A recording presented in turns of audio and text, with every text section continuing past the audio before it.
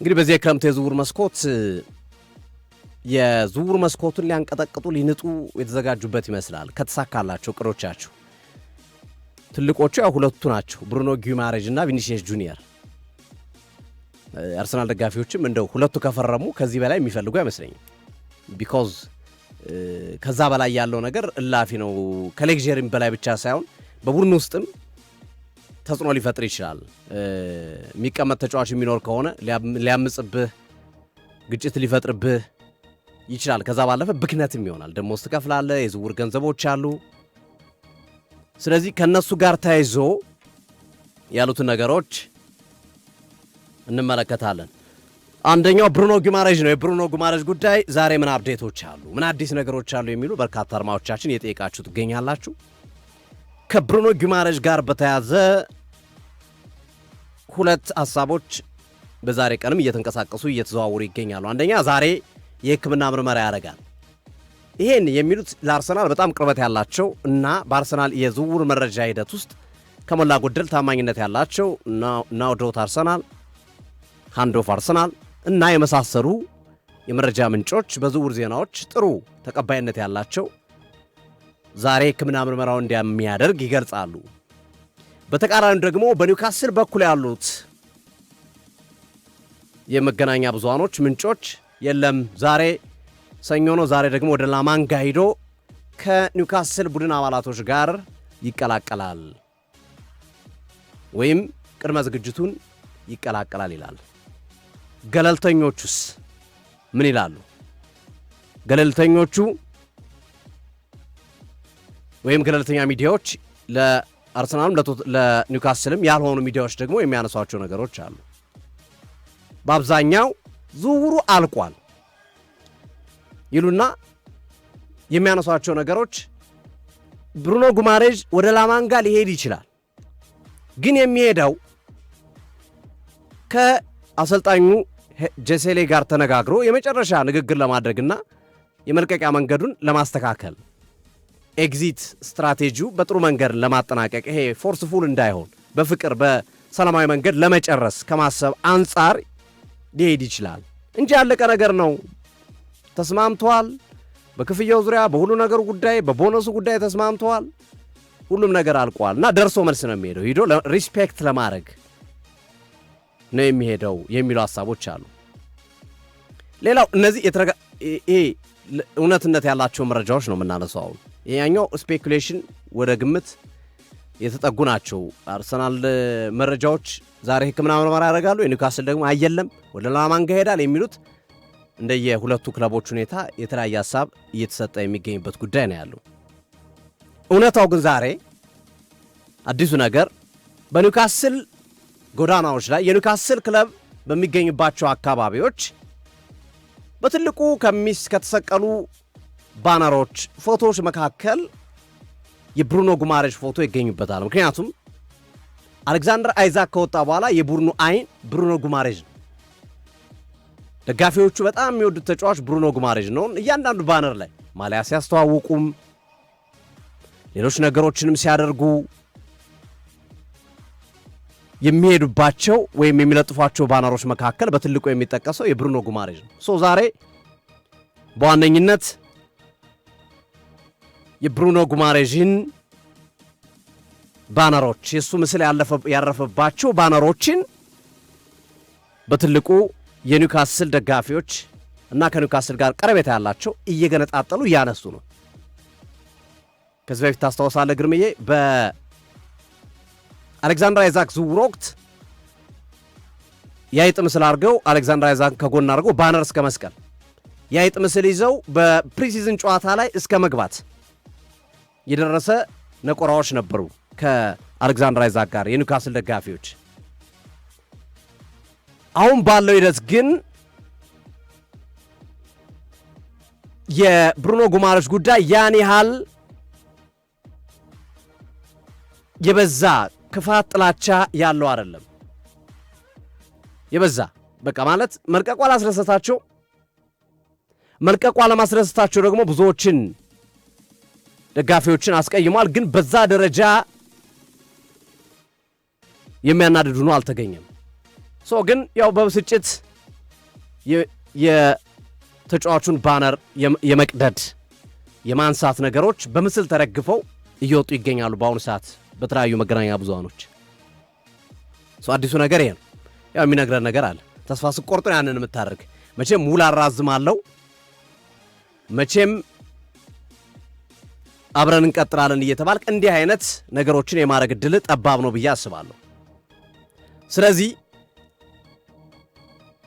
ብሩኖ ጉማሬዥ ወደ አርሰናል የመሄዱ ጉዳይ አይቀሬ ነው። ዛሬ አዲሱ ነገር የኒውካስል ደጋፊዎች ወይም ኒውካስል አካባቢ ያሉ ሰዎች የእሱን ማስታወቂያ መገነጣጠል ጀምረዋል። ከእሱ ጋር ተያይዞ ያሉ ባነሮችን እና መሰለኝ ይሄ የመጨረሻ ሂደት ላስት ፌዝ ላይ ስትደርስ የምታደርገው ነገር ነው።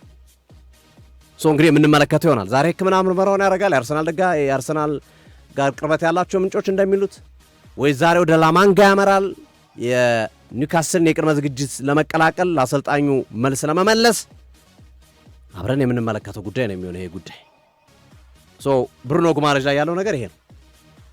እነዚህ ነገሮችን አድማጮቻችን ይዛሉ። ቪኒሲየስ ጁኒየር ቀጣይ ቪኒሲየስ ጁኒየር ብዙዎቻችሁ እየጠየቃችሁት ያለ ጉዳይ ስለሆነ በተሻለ አቅም ያሉትን መረጃዎች በሙሉ አዳዲሶችን እንገልጽላችኋለን። ቪኒሲየስ ጁኒየር በአሁኑ ሰዓት ቫልዴባስ ነው የሚገኘው በማድሪድ የልምድ ስፍራ። የሕክምና ምርመራውንም በስኬት አጠናቋል። ተጫዋቾች ከረፍት ሲመለሱ ወይም ተጫዋቾች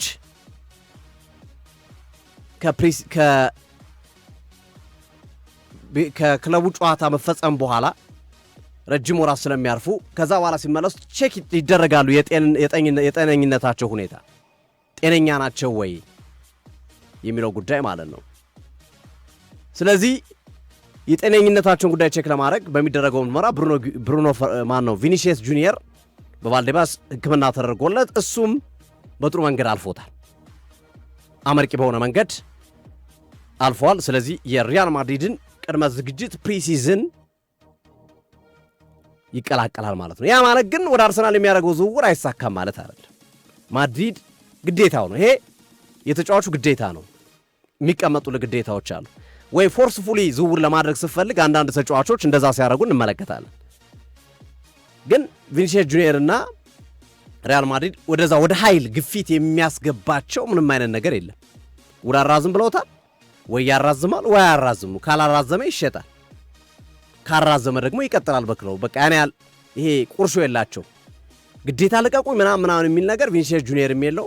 ማድሪዶችም ደግሞ ግዴታ ቁጭ በል የሚል ነገር የላቸው።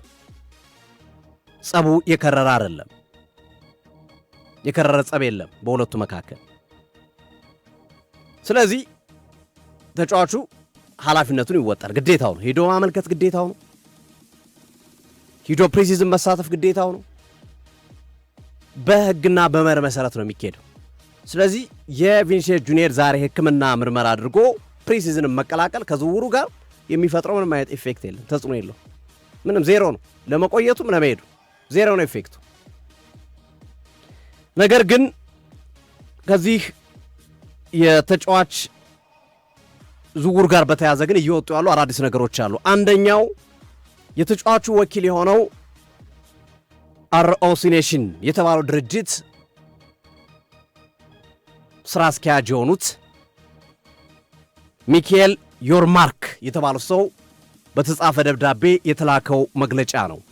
አንዱ አነጋጋሪ ጉዳይ ሰሞኑን የተለያዩ ምንጮች ተጫዋቹ ከአርሰናል ጋር በግል ጉዳይ ጨርሷል፣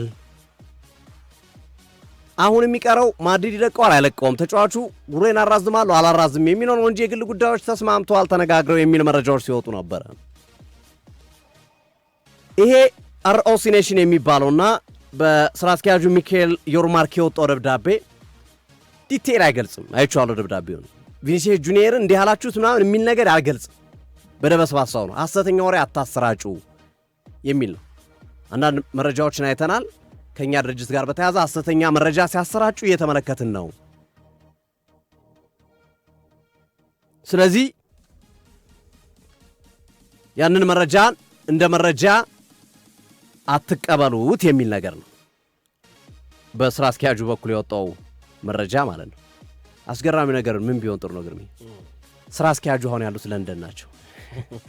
እና ከጥቂት ደቂቃዎች በፊት ተሳስተው ይሆን ሆን ብሎ ይሆን አይታወቅም ኢንስታግራም ገጻቸው ላይ ወደ ለንደን እየሄዱ መሆናቸውን የሚገልጽ ፎቶ ለጥፈዋል። ለንደን እየሄዱ መሆናቸው። ለንደን ለምን ይሄዳሉ ታዲያ? መቼም ለመዝናናት አይደለም። በዚህ ሰዓት ላይ ለንደን ጉዳይ አላቸው ከቪኒሲየስ ጁኒየር ጋር ተያይዞ ከአርሰናል ጋር ተያይዞ ያለ ጉዳይ አለ። ስለዚህ ብዙዎች ከዛ ነገር ጋር አያያዙት። በዚህ ሰዓት ለንደን የሚመጡበት ነገር የለም። ትናንት ያን መግለጫ ሰጥተው ዛሬ ለንደን ነው ያሉት። ይኸው ከነ ፖስታቸው ብሎ ደግሞ የመገናኛ ብዙሃኖች እያወጡ ይገኛሉ። ለዛ ነው የቪኒሲየስ ጁኒየር ዝውውር ባለፈው እንዳነሳነው ትንሽ ዥዋዥዌ ነገር አለ። ዥው የማለት ነገር አለ። አንዴ በጣም ጠንከር ብሎ ወደ አርሰናል ይመጣል፣ አንዴ ደግሞ ጠንከር ብሎ በማድሪድ ይቆያል የሚለው ነገር ይመጣል። ዥው ይላል በመሃል። ግን አሁን ያሉት መረጃዎች ሞር ወደ አርሰናል የሚደግፉ ነው እየተመለከትናቸው እንገኛለን። እና እኚህ ሰው በለንደን እንደሚገኙ የሚያሳይ መረጃ እያየን ነው። በነገራችን ላይ ስራ አስኪያጁ ሚካኤል ሩማርክ ናቸው። ባለቤቱ ደግሞ ዝነኛው አሜሪካዊ ራፐር ጄዜ ነው። ባለፈው ስራ አነሳ ነው አንመለስም። የአርሰናል ደጋፊ መሆኑን ይፋ ያደረገ 2010 ላይ ከአርሰናሉ ባለቤት ስታን ክሮኬ ጋር የቢዝነሱ ጓደኝነት ያላቸው ናቸው። ሁለቱም አሜሪካዊ ናቸው ብለን ባለፈው አንስተነዋል። ያ ተጽዕኖ አለው ወይ ለቪኒሲየስ ጁኒየር ወደ አርሰናል መሄድ የሚለውን አብረን እንመለከተዋለን። ሌላው እና አነጋጋሪ እየተባለ ከሚገኙ ነገሮች መካከል ሚካኤል አርቴታ ለቪኒሲየስ ጁኒየር ደውለው አውርተውታል፣ ተወያይተዋል። የቪኒሲየስ ጁኒየር እንደሚታወቀው እረፍት ላይ ነው የነበረው። ትናንት በይፋ ነው ከጃማይካ ከተመለሰ በኋላ ከጓደኞቼ ከፍቅረኛዬ ከቤተሰቦቼ ጋር ያሳለፉት ጊዜ በጣም ደስ የሚል ጊዜ ነበረ፣ ለነበረን ቆይታ አመሰግናለሁ፣ ቀጣይ ዓመት እስከምንገናኝ ብሎ ማንሳቱ ይታወሳል። እና ከዛ ጋር ተያይዞ እየተነሱ እንደሚገኙ መረጃዎች ከሆነ አርቴታና ቪኒሲየስ ጁኒየር ተነጋግረዋል እና ቪኒሲየስ ጁኒየርና አርቴታ የተወያዩባቸው ነጥቦች አሉ ብሎ ያወጣቸው መረጃዎች አሉ። እና አርቴታና ቪኒሲየስ ጁኒየር በትልቁ የተወያዩባቸው ነገሮች አሉ። በነገራችን ላይ ይህንን ሚሽን እየመሩት የሚገኙት ሚካኤል አርቴታ ራሳቸው ናቸው። ዛሬ እየወጡ ያሉ መረጃዎች እንደሚያሳዩት አርቴታ ናቸው የሚመሩት። ከባለቤቶቹ ከነ አንድሪያ ቤርታ ድጋፍ አላቸው። በቃ በገንዘብ በሁሉም ነገር ድጋፍ አላቸው። ግን አርቴታ ራሳቸው ዝውውሩን ጨምቀው ይዘው እየመሩት ነው፣ የቪኒሲየስ ጁኒየርን እየተከታተሉ ነው የሚሉ ሐሳቦች እየተነሱ ይገኛሉ። እና በዚህ ሂደት ውስጥ አርቴታ ለቪኒሲየስ ጁኒየር የሰጡት ቃል አለ ወይም አርሰናሎች እሽንቶ አርቴታና አርሰናሎች የሰጡት ማስተማመኛ አለ። አንደኛው ከሰጡት ነገሮች መካከል አርሰናል በሚቀጥሉት ዓመታት ሻምፒዮንስ ሊግን የማንሳት አቅም ያለው ቡድን እንደሆነና ያንን ለማድረግ ሁሉን ነገር እንደሚያደርጉ በተጫዋች ዝውውርም በሌሎች ነገሮችንም በማድረግ ያ ሲሆን ደግሞ ከፊት የምትሰለፈው አንተነ የፕሪሚየር ሊጉ አይን እናረጋለን፣ የተወዳጁ የዓለማችን ትልቁ ሊግ ትልቁ ተጫዋች አንተ እንደሆንክ እንድትሆን እንደግፋለን፣ አንተ እንድትሆን እናረጋለን። የአርሰናል ቤትም ትልቁ ተጫዋች እናረጋለን፣ በደሞዝም በመክፈል በሌሎችም ነገሮች እሱም በማድረግ ያንተን ፍላጎት ከፍ እናረጋለን። ያው አንዱ ተጫዋቹ እንደሚታወቀው በማድሪድ ከሚነሱት ነገሮች መካከል በክሊያን ምባፔ ጥላ ስር ነው ያለው ነው። አሁን ላሊጋ ስንል ከቪኒሲየስ ጁኒየር ቀድሞ የሚመጡ ተጫዋቾች አሉ። ላሚን ያማል፣ ክሊያን ምባፔ እያልና እናመጣለን አይደል። በእንግሊዝ ፕሪሚየር ሊግ እንደዛ እናርግህ። በቃ ፕሪሚየር ሊጉ ሲባል ቪኒ እንድትባል ቪኒሲየስ ጁኒየር እንዲባል እናርግልህ ነው አንዱ አርሰናሎች እየገቡለት ያለው ቃል። ይሄ ደሞዙ ምናምን በአብዛኛው ነገር የተስማሙበት ጉዳይ ስለሆነ ለመክፈል ግን ከዛም ባለፈ ያሉትን ነገሮች ለማንሳት በሚደረግ እንቅስቃሴ ማለት ነው። ሶ ይሄን እናረግላለን የሚል ሂደት ተቀምጧል። የቡድናችንም ትልቁ ተጫዋች አንተ እናረጋለን፣ በምንም ነገር ከፊት የምትመጣው አንተ እንድትሆን እናረጋለን የሚል ሐሳቦችንም አያይዘው ሚካኤል አርቴታ እና የአርሰናል አመራሮች ቃል የገቡለት ሂደት እንዳለ እየተጠቀሰ ይገኛል። ስለዚህ ቀጣዩ ስቴፕ ምን እየሆነ ነው? ምን እየተካሄደ ይገኛል? በዚህ ሰዓት ላይ እነዚህ ነገሮች ተነጋገሩ። እሺ አርቴታም አወሩት፣ የአርሰናል አመራሮችም ነገሩት፣ እሺ አርኦሲ ኔሽን የተባለው የሱ ወኪልም ከአርሰናል ጋር ተነጋገረ፣ ተስማማ፣ ሌሎች ነገሮችም ሄዱ። ምን ይሁን መጨረሻ ማድሪድ ለተጫዋቹ ዋጋ እንደቆረጠ እየተናገረ ነው። ተጫዋቹን ከ150 ሚሊዮን ዩሮ በታች ላለመሸጥ አቋም ይዟል የሚሉ መረጃዎች እየወጡ ናቸው። ከጧት 150 ሚሊዮን ዩሮ አካባቢ ለተጫዋቹ ዝውውር 150 ሚሊዮን ዩሮ የሚመድብ ክለብ ከመጣ ነው የሚሄደው። ያ ማለት ግን ለአርሰናል ብቻ አይደለም፣ ተጫዋቹን ክፍት አድርጉ ተብሏል። ፓሪስ ሰን ዠርመን፣ ባየር ሙኒክ እና ሌሎች ክለቦችም እንዲሳተፉ። ምክንያቱም የተጫዋቹ ገንዘብ አይጨምርም። እንደዛ ካልሆነ ከአንድ ክለብ ጋር ከተደራደረ ከባድ ነው የሚሆንብህ። ሌላ ተደራዳሪ ስለሌለ ክለቡ ያወርድብሃል ዋጋው። ስለ ሌሎችም እንዲገቡ ጋብዟቸው የሚል ነገር ነው እያነሱ የሚገኙት። በነገራችን ላይ የቪኒሲየስ ጁኒየር እና የሪያል ማድሪድ የመስማማት ጉዳይ ብዙዎቹ ማርካን ጨምሮ በርካታ ለማድሪድ ቅርበት ያላቸው መረጃዎች እንደሚያሳዩት ከሆነ ቪኒሲየስ ጁኒየር አሁን ባለው ሁኔታ የቀረበለት የመጨረሻ ተብሎ የተቀረበለት ዋጋ እነሱ ወይም የቪኒሲየስ ጁኒየር ወኪሎች ከሚያስቡት አንጻር ከፍተኛ የሆነ ልዩነት አለው። ከፍተኛ ሲግኒፊካንት ነው የሚለው ከፍ ያለ ልዩነት አለው። ሰው የመስማማታቸው ጉዳይ ከባድ ነው። የመስማማታቸው ጉዳይ አስቸጋሪ ነው የሚሆነው። እንግዲህ ቀጣይ ያሉ ነገሮች ምናልባት አሁን ሃይፖቴሲስ መስጠት እንችላለን፣ ግምቶች። አንደኛው ወደ አርሰናል መምጣት ነው። ሁለተኛው አንድ ዓመት ቆይቶ በቀጣዩ ዓመት በነፃ ዝውውር መሄድ ነው። እነዚህ ናቸው አማራጮች። የውል የማራዘሙ ጉዳይ የሚሆን አይደለም። በብዙዎች ሐሳቦች እንደሚገኙ ጆዜ ሞሪኖ ዛሬ ያናግሩታል። በነገራችን ላይ ይነጋገራል ከማድሪድ አመራሮች ጋርም የመነጋገር ግን ብዙ የሚቀይረው ነገር የለም። በውይይታቸው የሚቀይሩት ነገር የለም።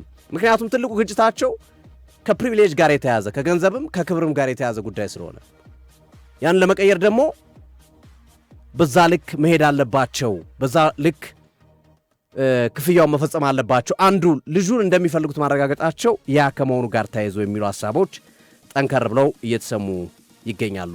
ግርምዬ እንግዲህ ቪኒሲየስ ላይ ያሉት አዳዲስ ነገሮች እነዚህ ናቸው። ግርምዬ በጣም አሪፍ አንድ ነገር ብቻ ልጨምር ነው። ከዚህ ከዝውውር ጋር በተገናኘ ቅድም የተለያዩ ክለቦችን እያነሳን ነበር። ቼልሲ ለምሳሌ ሞርጋን ሮጀርስን በ117 ሚሊዮን ፓውንድ፣ ማክሰን ላክሮዋን ተከላካዩን ደግሞ በ51 ሚሊዮን ፓውንድ፣ ጆቫኒ ኬንዳ በ43.5 ሚሊዮን ፓውንድ። ኦፍ ኮርስ ባለፈው ዓመት ክረምት ላይ ያለቀ እዛው የቆየ ተጫዋች ነው ጆቫኒ ኬንዳ። ማርኮ ፓሊስትራ 43 ሚሊዮን ፓውንድ፣ ዳንዌል ቤክ እና ቫለንቲን ባርኮ የዝውውር ዋጋቸው ያልተገለጹ ተጫዋቾች እንደሆኑ ቅድም ጠቅሰናል። በዝውውሩ ረገድ እነዚህን እና ኢማኑኤል ኤሜንጋ ሌላኛው ተጫዋች እንደሆነ አንስተናል። ቀጣይ ጆርዳን ኤንደርሰንም ክለቡ እንደሚቀላቀልና ቼልሲ ላይ የኳንቲቲ እንጂ የኳሊቲ ወይም የጥራት ክፍተቶች የብዛት ችግር የለበትም። ቼልሲ ግን የጥራት ላይ ጥያቄ የሚያነሱ ደጋፊዎች እንዳሉ አንስተናል። ቶተንሃም ስፐርስ ላይ ሳንድሮ ቶናሊን በ100 ሚሊዮን ፓውንድ፣ ማቲያስ ፈርናንዴዝን እንደገና ሌላ የተነሳ ተጫዋች እንደሆነ ይታወቃል። በ85 ሚሊዮን ፓውንድ ነው ይህንን ተጫዋችም ያስፈረሙት። ከዛ ባለፈ ዣን ፖል ቫኔከን ሌላኛው ወደ ቡድናቸው የቀላቀሉበት ሂደት አለ በ53 ሚሊዮን ፓውንድ አካባቢ። እንደገና አንዲ ሮበርትሰንን በነፃ ዝውውር፣ ማርኮ ሴኔሲን በነፃ ዝውውር፣ ማርቲን ዱብራቭካ በነፃ ዝውውር አስፈርመዋል። ኦስሚን እንደማውን ለመጨመር ጥረት ላይ መሆናቸው ቀደም ሲል ገልጸናል። ቶተናም ጥራት ያለው ተጫዋች ስብስብ ይዞ እንደመጣና ከወራጅነት ስጋቱ ትምህርት ወስዶ እንደመጣ የሚያሳይ አይነት የዝውውር ሂደት እየተከተለ መሆኑን ያሳያል። ማንቸስተር ዩናይትድ ቤት ስንመጣ አንድሬ ሳንቶስን በ50 ሚሊዮን ፓውንድ፣ ካርል ዳርሎውን ከሊድስ ዩናይትድ በነፃ ዝውውር፣ ዮሪ ቴሌማንስን በ35 ሚሊዮን ፓውንድ፣ ታይናን ቶምፕሰንን ከቶተንሃም ሆትስፐርስ በ8 ሚሊዮን ፓውንድ፣ ኪት ማርግሰንን ከስዋንሲ ሲቲ ባልተገለጸ ዋጋ ወደ ክለቡ እስካሁን 5 ተጫዋቾች ዩናይትድን የተቀላቀሉ ሆኖ አግኝተናቸዋል። ግን እዚህም ስንመጣ ማንቸስተር ዩናይትድም ልክ የጥራት ክፍተት እንዳለበት ማየት ይቻላል።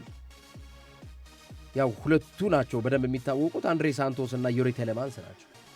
ግን ከዚህ የበለጠ ተጫዋች ክለቡ ማስፈረም አልነበረበትም የሚለው እናያለን። እዚህ ክለብ ውስጥ እንደነ ጄደን ሳንቾ አይነት ተጫዋቾች በነፃ ዝውውር ከተለቀቁ በኋላ ነን ሊግ በሆነ ክለብ ውስጥ በሊግ የማይካተት ክለብ ውስጥ ልምምዱን እየሰራ የሚገኝ ተጫዋች ነው ጄደን ሳንቾ። ፍሪ ኤጀንት ነው፣ ክለብ የለውም። አሁን ፍሪ ኤጀንት ነው። 73 ኦር 75 ሚሊዮን ፓውንድ የወጣበት ተጫዋች ነው። ማንቸስተር ዩናይትድ ይህንን ተጫዋች ከቦሩሲያ ዶርትመንድ ሲያዛውር ማለት ልብ በሉ። እና ዩናይትድ እየተጓዘበት ያለው ሂደት በዛ ደረጃ ነው ወይ ጥራት ላይ? አሁን ደግሞ የአርሰናሉን ማይልስ ሌዊስ ስኬሊን ለማዛወር ጥያቄ አቅርቧል። ወደዚህ የተንደረደርኩት ሶፊ ቅድም ስለ አርሰናል ያነሳቸው ዝውውሮች ጋር ተያይዞ እንደሆነ ይታወቃል። የቪኒ ጁኒየር ጉዳይ፣ የብሩኖ ጊማሬሽ ጉዳይ። የብሩኖ ጊማሬሽ ጉዳይ ያለቀ ጉዳይ ነው። እሱ ምንም የሚያከራክር ነገር የለውም። ምንም አልቋል። ኦልሞስት ክለብ ለክለብም ጨርሰዋል። ተጫዋች ከክለብም ጋር ፐርሰናል ተርምስ አግሪ አድርገዋል። ሁሉም ነገር ያለቀ ጉዳይ ነው። 80 ሚሊዮን ፓውንድ ዋጋው ሁሉ ታውቋል። በቀጥታ 70 ሚሊዮን ፓውንድ ይከፍላል አርሰናል። 10 አድ ነው የሚጨመር ነው። ቀስ እያለ የሚካተት ይሆናል ማለት ነው። የቪኒ ጁኒየር ጉዳይ ግን ደጋግመን እንዳልነው እንደ ሸማኔ መወሮሪያ ዕቃ ዛሬ ሌላ ነገ ሌላ፣ ዛሬ እንዲሆነ ነገ እንዲሆነ በሁለቱም ክለቦች በአርሰናልም በሪያል ማድሪድም በኩል ሪያል ማድሪድ ውሉን ማዛወር ይፈልጋል፣ ምንም ጥያቄ የለውም። ተጫዋቹ ደግሞ በግሉ ከአርሰናል ጋር ስምምነት ላይ ደርሷል። እንደገና ተመልሶ ለልምምድ የሕክምና ምርመራውንም ሪያል ማድሪድ ቤት አድርጓል። አርቴታ ደግሞ እዚህ ጋር እርግጠኛ ሆነዋል። አንድ ትልቅ ተጫዋች በቅርቡ ጠብቁ እያሉ ነው። ብሩኖ ጊማሬሽ በእጅ የተያዘ ነገር ስለሆነ እሱም ትልቅ ተጫዋች ነው። ኦፍኮርስ ግን ከብሩኖ ጊማሬሽም ላቅ ያለ ተጫዋች፣ ስታር የሆነ ተጫዋች እንደሚያስፈርሙ ተደጋግሞ እየተገለጸ ነው። እሱንም እናደርገዋለን ብለዋል እና ደጋፊዎችን በጣም የሚያስገርም የሚያስደንቅ ብለዋል። ለዛ ነው ከቪኒ ጁኒየር ጋር ያለው ጉዳይ ሞር ወደ አርሰናል እንዲያዘነብል ያደረገው ማለት ነው። ኮንትራቱ በቀጣዩ ዓመት ያልቃል። ኮንትራት እስካልፈረመ ድረስ ይሄ ተጫዋች ለምን እስካሁን ቆየ ኮንትራት ሳይፈርም የሚለው ጥያቄ ምልክት ውስጥ የሚያስነሳ ነው። ስለዚህ የቪኒ ጁኒየር ጉዳይ ወደ አርሰናል አይቀርም የሚባልበት የዝውውር ጉዳይ መነሻ የሆኑ ዋና ዋና ቁልፍ ነጥቦችን ስንዳስስ ሚካኤል አርቴታ በቅርቡ ትልቅ ተጫዋች ጠብቁ ማለታቸው እንዳለ ሆኖ የቪኒ ጁኒየር በግል ጉዳዮች ከአርሰናል ጋር መስማማቱ፣ እንደገና በሌላ ጉዳይ ደግሞ ይህ ተጫዋች በላሊጋው የደረሰበት የዘረኝነት ስድብ በላሊጋው መርሃ ግብር መጫወት እንደማይፈልግ በተደጋጋሚ መግለጹና ከላሊጋው ወጥቶ ሌላ አዲስ ሊግ እንደሚቀበል ከዚህ ቀደም ደጋግሞ መናገሩ የአርሰናልን ዝውውር እውን የማድረግ ዕድሉ የሰፋ እንዲሆን አድርጎታል። ለዛ ነው ሐሳቦቹ ሲገጣጠሙ ሪያል ማድሪድ ከሚቀርበት ይልቅ ወደ አርሰናል የሚሄድበት ዕድሉ የሰፋ የሆነው ማለት ነው። እንደዛ ከሆነ አሁን ትሬኒንግ ተመልሷል። ለምን ኮንትራት ላይ ድርድር እያደረጉ ነው? መስማማት ለምንድን ነው ያልፈለገው? ቪኒ ጁኒየር ክለብ መልቀቅ እንደሚፈልግ ፍንጭ የሚሰጥ ሐሳብ ወይም ነጥብ ነው ልንለው እንችላለን። የብሩኖ ጊማሬሽ ጉዳይ አልቋል ካልን ብሩኖ ጊማሬሽ ሲመጣ ከዴክላን ራይስ ጋር መሃል ላይ ይጣመራል። በዚህ ቦታ ላይ ደግሞ ዙቢሜንዲና ሌዊስ ስኬሊ ያለው አርቴታ ዙቢሜንዲን አሳልፎ መስጠት አይፈልግም። ስለዚህ አካዳሚ ተጫዋቹ ላይ ሌዊስ ስኬሊ ላይ ውሳኔዎችን ሊያሳልፍ ይችላል። ብሩኖ ጊማሬሽ መምጣቱ ስኬሊ ሊገፋው ይችላል የሚሉ ሐሳቦች ሰሞኑን መጠናከራቸውን ተከትሎ ነው ማንቸስተር ዩናይትድ ማይልስ ሌዊስ ስኬሊ ለማስፈረም ጥያቄ ያቀረበው። ምናልባት 38 ሚሊዮን ፓውንድ ገደማ ሊሆን እንደሚችል እየተጠበቀ ነው። ማንቸስተር ዩናይትዶችም እርግጠኛ ሆነዋል ማይልስ ሌዊስ ስኬሊን ከአርሰናል ለማስፈረም የሚፈልጉበት እድል ወይም ሁኔታ ሰፊ እንዲሆን ያደረገው የብሩኖ ጊማሬሽ ወደ አርሰናል ቤት መምጣት ነው። ልብ በሉ፣ በዚህ ቦታ ላይ ያሉትን ተጫዋቾች መመልከት ይቻላል። ብሩኖ ጊማሬሽ አለ፣ ከዴክላን ራይስ ጋር ይጣመራል በደብል ፒቮት ማለት ነው። ስለዚህ ዙቢሜንዲ ቤንች ላይ የመውረድ እድሉ ሰፊ ነው የሚሆነው። ከዛ ከዙቢሜንዲ ቀጥሎ ነው ሌዊስ ስኬሊ በደረጃ የሚቀመጠው። ግን አቋሙ ልጁ እኔ ባይሸጠው ከሚሉት ወገን ነኝ። ሚካኤል አርቴታ የጊማሬሽ መምጣት ግን እርግጠኛ ነኝ ስኬሊን ያፈናቅለዋል። ኖርጋርድ ኦልሬዲ ኤቨርተን ቤት ገብቷል፣ ወደ ኤቨርተን ተዛውሯል። ዴንማርካዊ ከአንድ ዓመት በኋላ ፕሪሚየር ሊግ አሳክቷል። ስሙ በታሪክ ይነሳል። ከአርሰናል ጋር ሻምፒዮን ሆኗል። ሻምፒዮንስ ሊግም በተመሳሳይ ለፍጻሜ የደረሰበትን ሂደት አሳይቷልና